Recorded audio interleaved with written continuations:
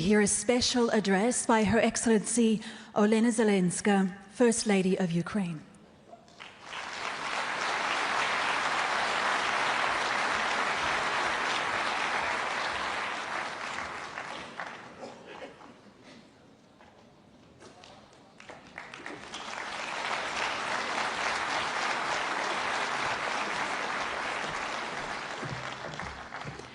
Thank you so much. It's a great honor to participate here today. So, dear attendees, esteemed head of government, I would like to thank, first of all, the Italian government and Prime Minister Giorgia Meloni for organizing this and hosting this year conference here in Italy. Thank you for your genuine concern and for your commitment, because today we're discussing not only the fate of Ukraine, but the fate of the entire region.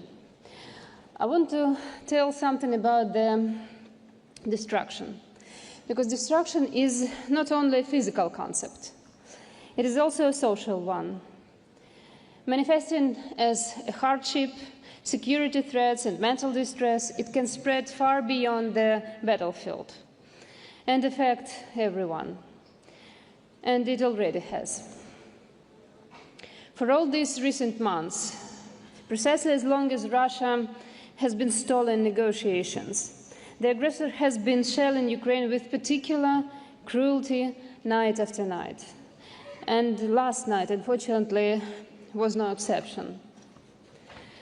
In June alone, can you imagine, in June alone, Russia launched more than 330 missiles, alongside nearly 80 ballistic ones, over 5,000 combat drones, and 5,000 aerial bombs at Ukrainian cities. The scale of destruction is difficult to describe. Yet those among our international partners who recently visited Kyiv and saw apartment buildings shattered by ballistic strikes say that they have never seen anything like this. A gaping void where floors once stood, where people once lived. In 2 residential buildings in the capital destroyed this June, more than 30 lives were lost. And nothing will bring back these people, these parents, these children, these families, their unique lives taken by the aggressor. Today I want to emphasize this above all else. What matters most in rebuilding any country is its people. Buildings without people, enterprises without people, a country without people, that is not a country, it's a memorial. In Ukraine, we have learned this through pain, and we would not wish such suffering on anyone. And so, amid fierce defense, we have made saving lives our top priority, in every sense, physical, social, and mental. Our principle is restore the individual, and they will restore everything else, only in that order. Thank you.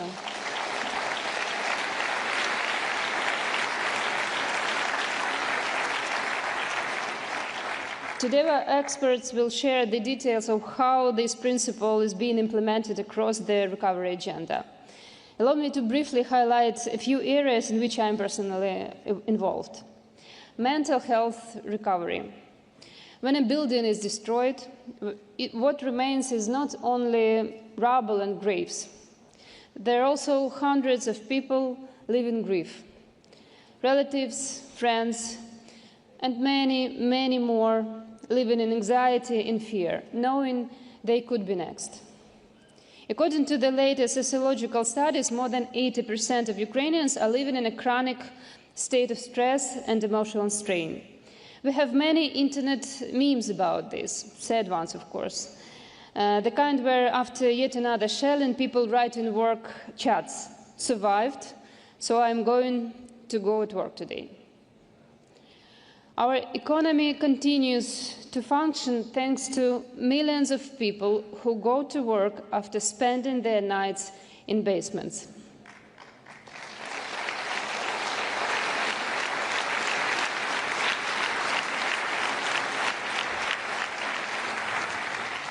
But in those moments, the main emotions they carry are fatigue, tension, and despair.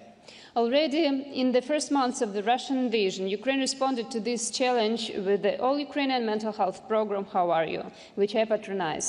It is a full support system in which all ministers, regions, and communities are involved and work in coordination. It is a network of services where various mental health service providers know about one another, because only in this way can a person avoid getting lost in their search for help.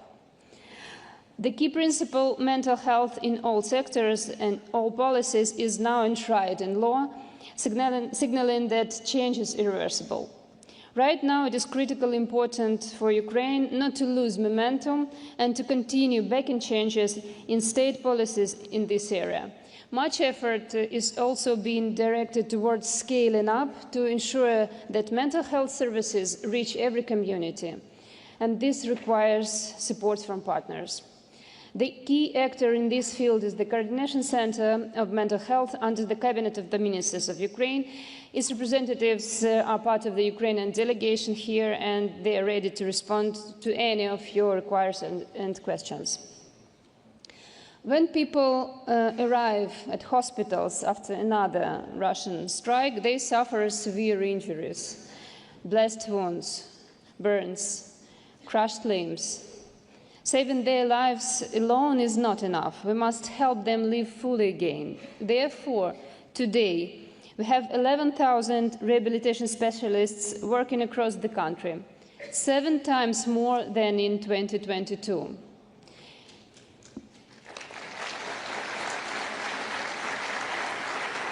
In just the last year and a half, they have helped 600,000 Ukrainians.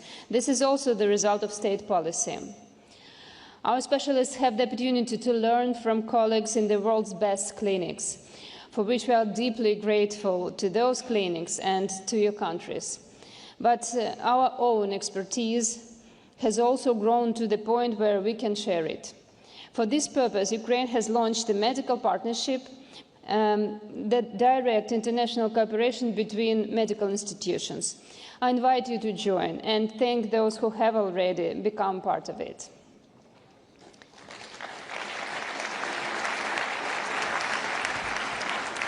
Education. You may have seen the headlines. Ukraine now has fully functioning underground schools. It's true. We have already built 15 underground schools out of 200 planned. Russia deliberately targets our educational institutions, having already destroyed 394 facilities and damaged over 3,500.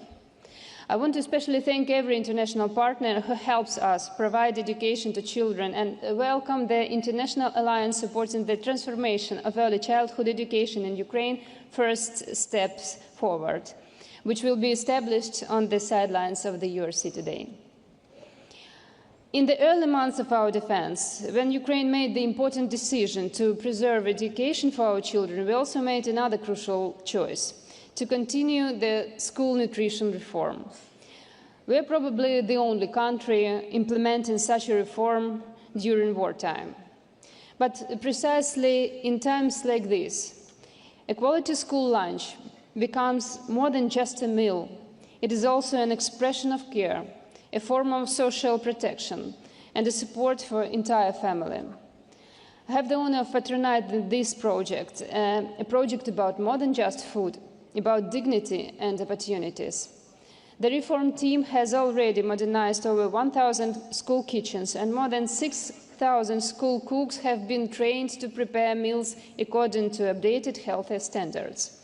Every day, more than 1.5 million Ukrainian children receive free hot meals at school. Our healthy eating campaign has reached over 7 million Ukrainians because we believe that by cultivating healthy habits from childhood, we shape a healthy nation. Our goal is that by 2027, every child has daily access to high-quality, healthy food. To achieve this, Ukraine still needs 6,000 modernized kitchen facilities and 12,000 trained cooks. I invite you all those who feel connected to this to join us. And I also invite everyone to literally taste the reform. For the second year in a row, we present in a school meal show kitchen here at the URC. You're welcome.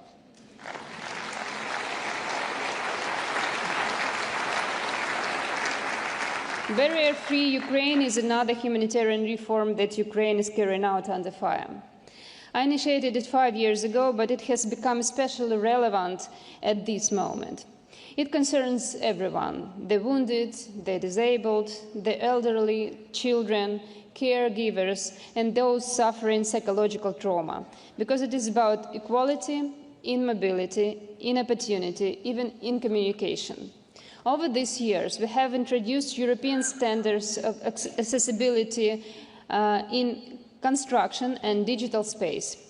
Each ministry leads flagship projects to enhance access to education, work, and mobility.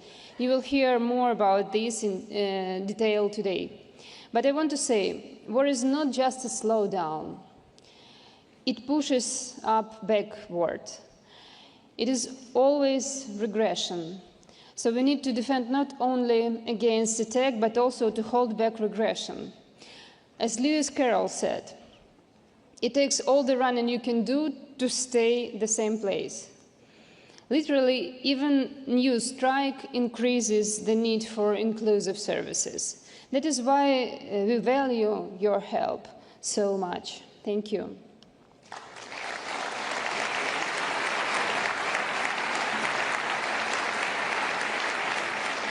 Our special expectations today is the signing of Ukraine's associated memberships in the ESF+.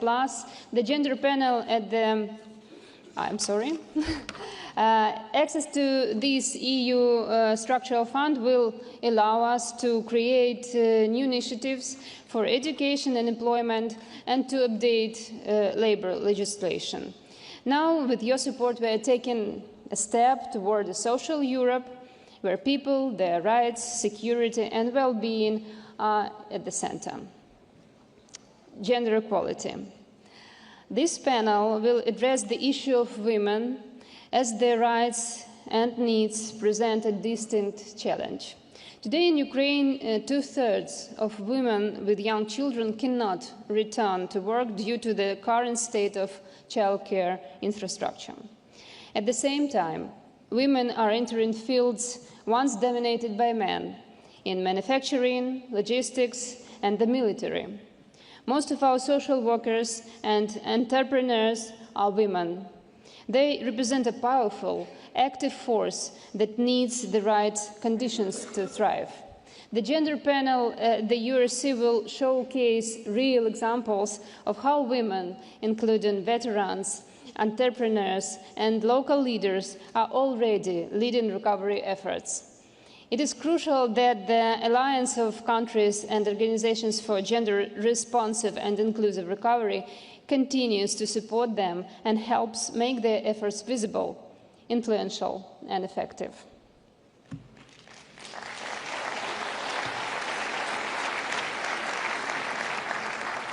Equal opportunities, education, mental health, rehabilitation, and fulfilling childhood, all these topics I have just mentioned are also at the heart of the Olena Zelenska Foundation's work.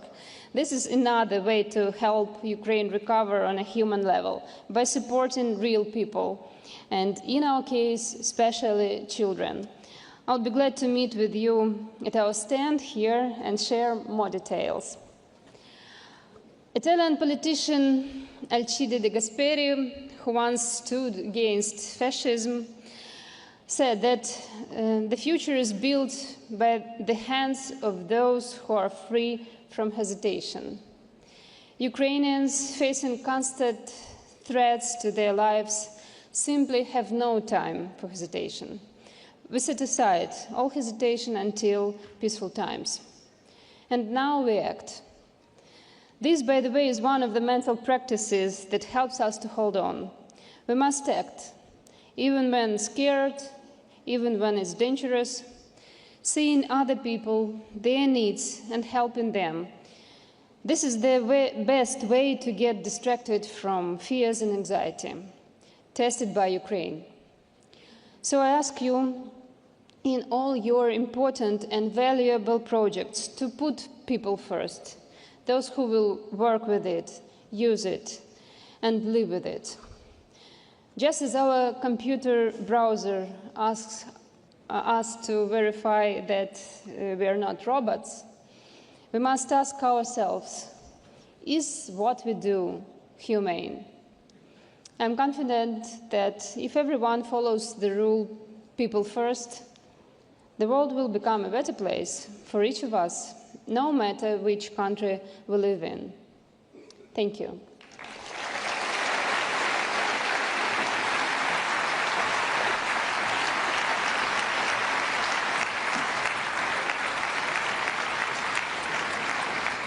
We thank Madam Zelenska. Now the first plenary session is over.